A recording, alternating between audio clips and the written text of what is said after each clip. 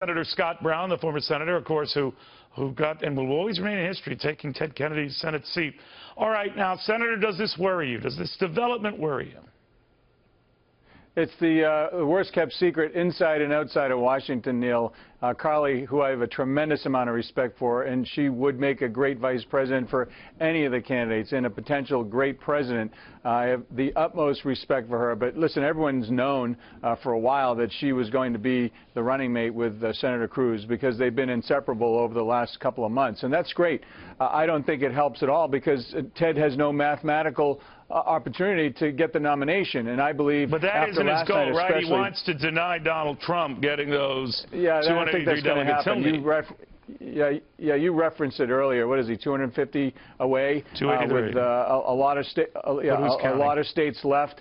Yeah, I am, and you are, and everyone else in America is, and throughout the world, actually. So, yeah, I don't think that's going to happen, especially the way that it happened last night, getting more than 50 or around 50% of women. No, you're right. Just getting over that 50-60% threshold. So it was a thrashing. I don't want to jump because he's going to speak soon. I want to make sure I get this from you. Go. Do you think, Scott, that it's possible this puts pressure on Donald Trump to name a running mate now as well, or close to now? No.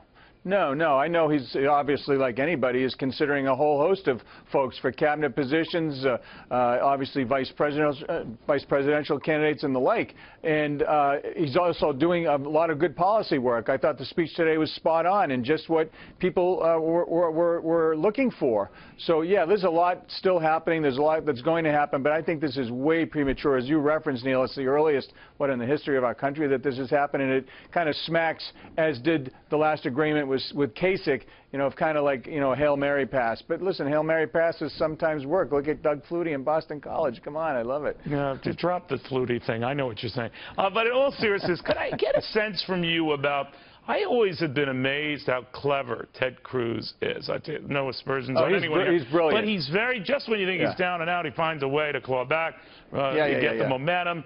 I noticed yesterday, we were covering this on Fox Business, which if you don't get, Senator, you should demand, but I digress, that he immediately, he made his opening remarks in Indiana.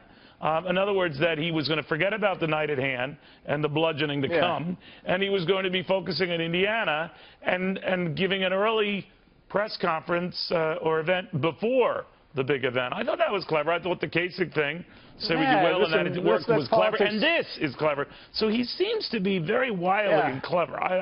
How far that gets, I have no idea.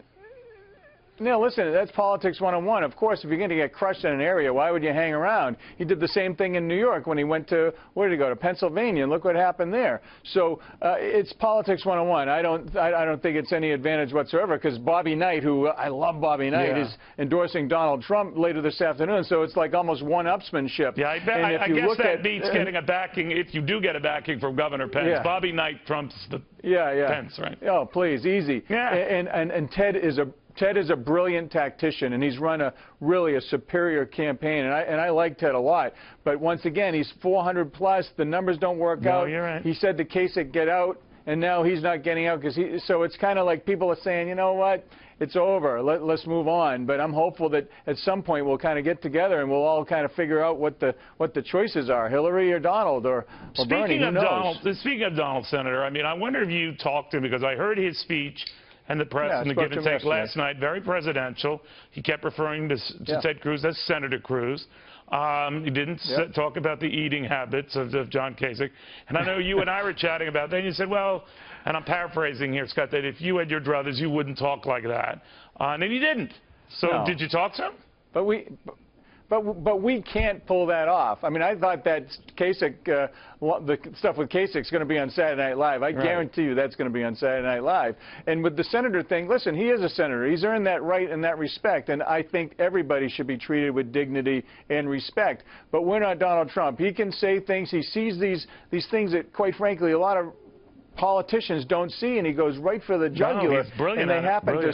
and they happen to stick. Of course, his family, his wife said, please, just don't act presidential, just be presidential, and focus on the things that people are talking about, what got you there, which is obviously national and world security, foreign affairs, border security, immigration, ISIS, and those are the things that you're hearing him talk about now, so I'm thankful for that. I think the pressure's been taken off a little bit after the huge win last night. And I think he's going to win Indiana. And if Ted's putting all his eggs in that basket, if he loses, then he's going to have to make some very real and difficult decisions. Now, I know your views on the whole eating comments, and you're a thin, fit guy, but man, if they ever had a camera watching me at a Ponderosa, game over. You got to have a sense of humor. I do want to pick your brain one here. You saw Donald Trump's speech. Already, critics on the left were saying it was very short on specifics. Those on the right said, well, you know what, he gave a good overview of how he sees the world, a make no apologies America, and a lot of people found that Reagan-esque. But what did you think? What was your impression? I thought he set out wonderfully what his thoughts were, the 5 things that he identified as the real problems, and then contrasted as to how President Obama and Hillary Clinton got us into this mess, and then where we go from here. I don't think it's got Obama, Clinton interventionism. Obama, Clinton interventionism. I think he said that a few times. That's normal, absolutely, because it's true. Yeah. Libya was Hillary Clinton's idea, but she had no backup strategy. Benghazi, the mistakes there, we could go on and on regarding her input and failures when it comes to foreign policy, and basically his apology to her as he started out his presidency. But if you look at the thing that I really enjoyed is the fact that, you know, he's set these things out. He's talking about America first, and more importantly, he's talking about having our allies pay their fair share. And I've said that right from the beginning. You know, we shouldn't be the world's bank here. We got to, you know, get. No, I remember when you were running. I remember when you were running, you were saying it. But let me ask you. I mean, obviously, Ted Cruz is taking this moment. That's what we're watching here in Indianapolis. They're showing a film here. And then the two of them are going to get up on the stage, we think, and announce this. Now, watch, we're completely wrong. It's not Carly Fiorina. It's someone else. But my point is, do you get a sense, Scott, that I know you dismiss the idea that puts pressure on Donald Trump to do something maybe before the convention, but let's talk about the type of person who would hook up with someone who is outside the mainstream, but has a little bit of gravitas because he or she served. And I'm thinking to myself, wait a minute, Scott, I'm talking to him right now. What do you think? No, I'm going to make this really easy. My choice, and I've said this to him, would be Senator John Thune. There is absolutely no one better in my mind than Senator Thune. He's well respected inside and outside the Beltway. He would carry the entire swath of the central part of our country. So you're saying if he asks you, you're not interested? Yeah, no, John would do a greater and better job. Duly noted. Scott Brown, thank you very much.